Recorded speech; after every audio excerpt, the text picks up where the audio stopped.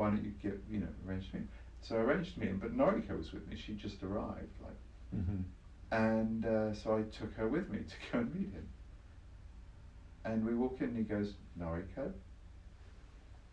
And he'd met her in Tokyo, because he was in finance, and he was working for a bank in Tokyo a few years earlier. What are the odds of that? It was just so bizarre. He'd met her. As it turns out, he'd met her because she was going out with a friend of his who was really into fetish parties, and they'd gone, and he'd met her there. Right. Although he later sort of joked about it, said, it's really just dressing up. It's sort of panto kind of with latex. But anyway, the odds of him meeting her seemed so bizarre, and it was really a nice thing actually, because we had a drink and kind of like we were laughing about it. But just the fact that I didn't know about the fetish party thing until much later. Yes. But the fact that she knew this banking friend of this friend that I respected in New York, it all seems very good. That seems good. Yes. And again, slightly improbable, but a bit special in some way, which sort of also kind of counteracted some really weird things that happened when she first came over that weren't good. Like what sort of? Like, we went to a party, a friend of mine, in fact my Thai friends, or who were living in Thailand, who just moved back, they were having a We're Leaving London party at a very smart hotel in Kensington, and they invited me to come along and say goodbye. And so it's a very small party where everyone kind of knows each other. And I took her along, but I got talking to people, and we got sort of separated for a bit. And then I sort of saw her, and then someone said, "Oh, Noriko's kind of looking for you," or whatever. But then I found her, and she was talking with this guy who I didn't know, and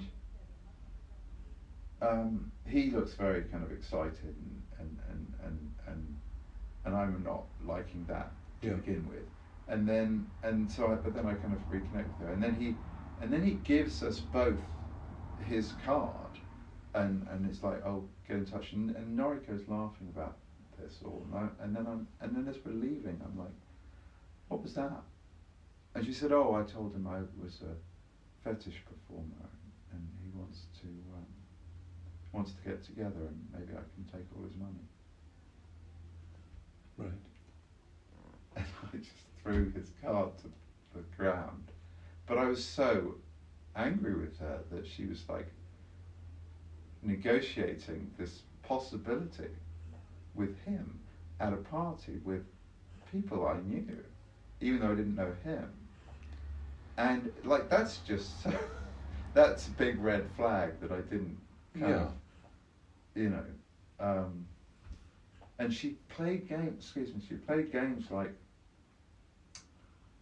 of attachment, like kind of like I remember at one point I was getting cross with her, and I said, I don't want to feel like I'm a hotel for you here, and she said something, oh well, I want to keep my distance, which was quite a fuck you. Yeah. Which was kind of weird that we kind of got through all of that. But what I'm trying to say is initially, although there seemed to be things that were rather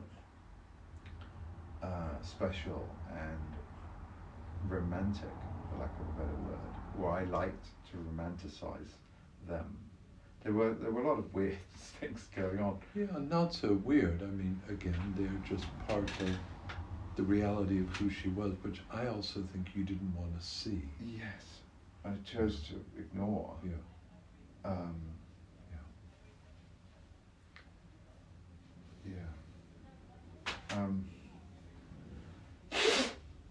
Because I remember it came up with some friends of mine. Of course, a small group of people gossip. Yeah.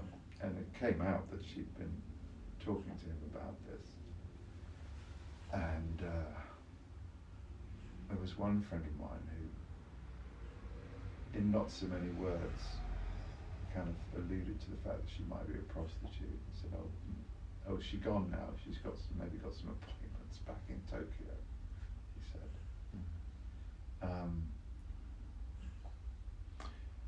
We have to Is it stop. time? I had a feeling. Yeah, it was it's time. really, Sorry. it's hard because these are really important things.